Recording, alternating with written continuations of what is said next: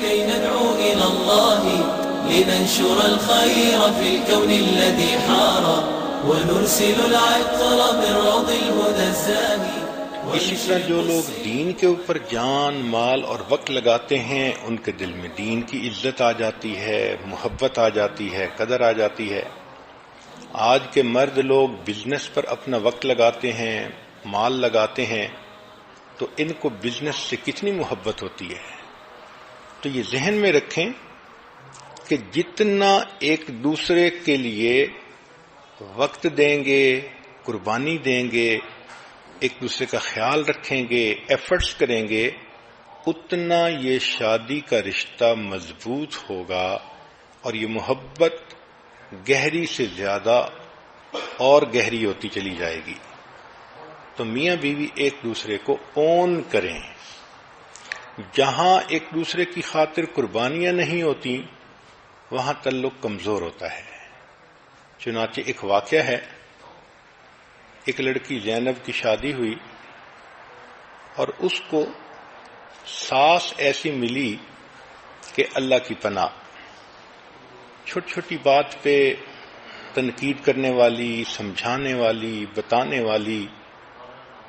میاں بیوی آپس میں بہت خوش تھے، مگر ساس ہر وقت کوئی نہ کوئی مشورہ دیتی تھی، کوئی پوائنٹ نکال لیتی تھی جس سے اس بچی کا دل دکھتا تھا، اس کا دل تنگ ہوتا تھا.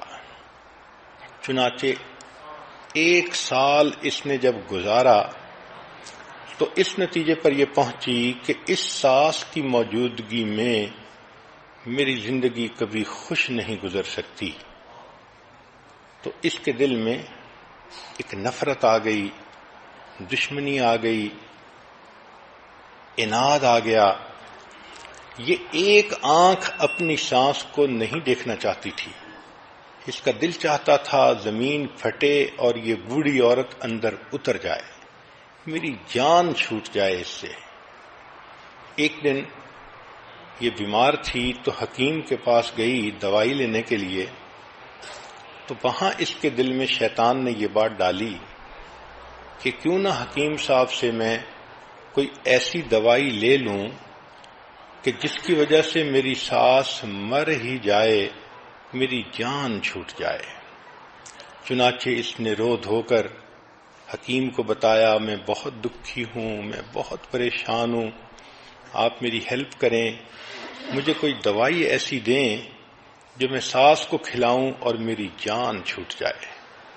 حکیم سمجھدار تھا، اس نے کہا بہت اچھا، میں تمہیں دوائی تو دے دیتا ہوں، لیکن ایک بات ذہن میں رکھنا کہ اگر ایسی دوائی دی کہ فوری اثر کرے تو تمہارے نام لگ جائے گا، تمہارے اوپر لوگ شک کریں گے، تم اس کے قتل کرنے والی بن جاؤ گی. اس نے کہا ہاں بات تو ٹھیک ہے. تو حکیم نے کہا کہ میں ایک ایسی دوائی دیتا ہوں کہ جو سلو پوائزن ہے، اس میں 1 سال لگے گا اور 1 سال میں یہ عورت اندر سے اتنی کمزور ہو جائے گی کہ مر ہی جائے گی. وہ بہت خوش ہو گئی کہ اچھا آپ ایسی دوائی مجھے دے دیں. چنانچہ حکیم نے ایک دوائی دے دی اور کہا کہ اس کو وقتاً فوقتاً کھلاتی رہنا اور 1 سال کا عرصہ ہے، تمہاری جان چھوٹ جائے گی. اب دلہن سمجھتی تھی کہ میرا مسئلہ حل ہو گیا، مگر حکیم صاحب نے ایک مشورہ اور دیا کہ دیکھو چونکہ یہ کام آپ خود کر رہی ہو تو دنیا آپ کو مجرم نہ سمجھے، اس لیے اب کوشش کرو کہ اس بوڑھی کی خدمت زیادہ کرو، اس کے قریب ہو جاؤ، اس کو اپنا بنانے کی کوشش کرو، تاکہ دنیا والے بھی یہ دیکھیں کہ تم تو اس کو بہت اہمیت دیتی تھیں، خدمت کرتی تھیں، اچھا وقت گزارتی تھیں، تو تمہارے اوپر کوئی شک بھی نہیں کرے گا. اس کو یہ بات بھی اچھی لگی. چنانچہ یہ آئی. اب اس نے اس کو اپنی ساس کو وہ دوائی دینی شروع کر دی. مگر ایک تبدیلی یہ آئی کہ اس نے ساس کو اب ذرا زیادہ وقت دینا شروع کر دیا، ان کی خیال رکھتی، ان کی بات مانتی، ان کا دل خوش کرنے کی کوشش کرتی کہ تاکہ ساس بھی کہے کہ اس نے مجھے بہت محبت دی، اور خامد بھی یہی سمجھے کہ میری بیوی نے تو اس کی خدمت کرنے میں کوئی کمی نہیں چھوڑی۔ وہ اچھا بننا چاہتی تھی تاکہ قتل کا الزام اس کے سر پر نہ آئے۔ 1 سال اس نے خوب محنت کی اور اپنی ساس کی خدمت کر کے اپنے خامند کو بھی خوش کیا، ساس کو بھی خوش کیا۔ لیکن جب 1 سال گزرنے کے قریب آیا تو جب وہ تنہائی میں بیٹھ کر سوچتی کہ اب میری ساس مر جائے گی تو اب اس کے دل کو خوشی کی بجائے غم ہوتا، کیونکہ اب قریب ہونے کی وجہ سے اس کو محبت ڈیولپ ہو چکی تھی۔ چنانچہ 1 سال کے بعد وہ روتی ہوئی پھر حکیم کے پاس آئی اور کہنے لگی کہ پلیز آپ مجھے اس زہر کا کوئی اینٹی ڈوٹ دے دیں، میں نہیں چاہتی کہ میری ساس مرے، وہ اتنی میرے ساتھ اچھی ہو گئی ہے، میں اس کے ساتھ اتنی کمفرٹیبل فیل کرتی ہوں کہ میں نہیں چاہتی کہ وہ فوت ہو۔ جب اس نے یہ کہا تب حکیم صاحب نے بتایا کہ بہت اچھا، میں نے اس کو زہر نہیں دی تھی، ایک عام دوائی دے دی تھی تاکہ تمہارے دل کو تسلی رہے کہ زہر دی جا رہی ہے، لیکن جو میں نے تمہیں نصیحت کی تھی کہ ساس کی خدمت کرو، وقت دو، اس کی بات مانو، اصل تو یہ بنیاد تھی۔ پہلے تم نے انویسٹمنٹ کوئی نہیں کی ہوئی تھی، تمہیں اس کی بات بری لگتی تھی، وہ تمہیں سمجھاتی تھی تمہارے فائدے کی نیت سے اور تمہیں زہر چڑھتا تھا۔ اب جب تم نے اپنے آپ کو سمجھا کر اس کی خدمت کرنی شروع کر دی تو اب تمہارے درمیان محبت پیدا ہو گئی۔ پریشان نہ ہونا، تمہاری ساس ابھی نہیں مرے گی، اپنی طبعی زندگی گزارے گی۔ اب اس لڑکی کے آنکھوں سے پھر آنسو آ گئے، یہ غم کے آنسو نہیں تھے، یہ خوشی کے آنسو تھے۔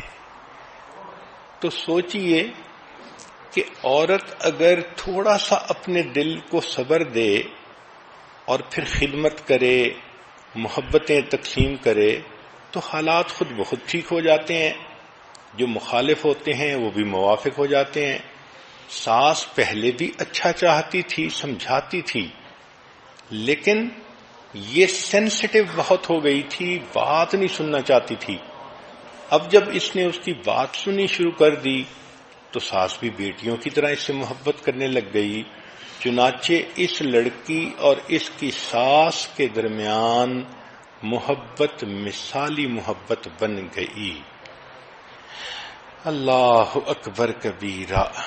تو اس لیے میاں بیوی کے درمیان بھی جو محبت ہوتی ہے وہ بھی انویسٹمنٹ ہوتی ہے۔ بیوی خامند کے لیے اپنا ٹائم انویسٹ کرے اور خامند اپنی بیوی پر انویسٹمنٹ کرے تو یہ محبت پھر مضبوط سے مضبوط تر ہوتی جائے گی۔ دوسری بات شریعت نے کہی مودتم و رحمہ، اور تمہارے درمیان ہم نے رحمت کو رکھ دیا۔ دیکھیں، جوانی میں میاں بیوی کی محبت میں ایک دوسرے کی جنسی ضرورت کا بھی عنصر شامل ہوتا ہے، لہذا اگر میاں بیوی جھگڑا بھی کریں، ناراض بھی ہوں، تو شام کو پھر دونوں اکٹھے ہوتے ہیں، خامند کو بیوی کی ضرورت، بیوی کو خامند کی ضرورت۔ لیکن جب بڑھاپا آ جاتا ہے تو اس وقت یہ جنسی ضرورت کا پہلو نہ ہونے کے برابر ہو جاتا ہے، تو اس وقت تو ایک دوسرے کے ساتھ اگر جھگڑا ہو تو نفرتیں پکی ہو جاتی ہیں۔ تو شریعت کی خوبصورتی دیکھیے کہ اللہ رب العزت نے ایک دوسرا لفظ استعمال کیا کہ تمہارے درمیان مودت بھی رکھ دی اور رحمت بھی رکھ دی۔ رحمت کہتے ہیں کہ اب تم ایک دوسرے کے ساتھ جو زندگی کا اتنا عرصہ گزار چکے، اب اس کی قدردانی کرو اور اس کی وجہ سے ایک دوسرے کے ساتھ درگزر کا معاملہ کرو۔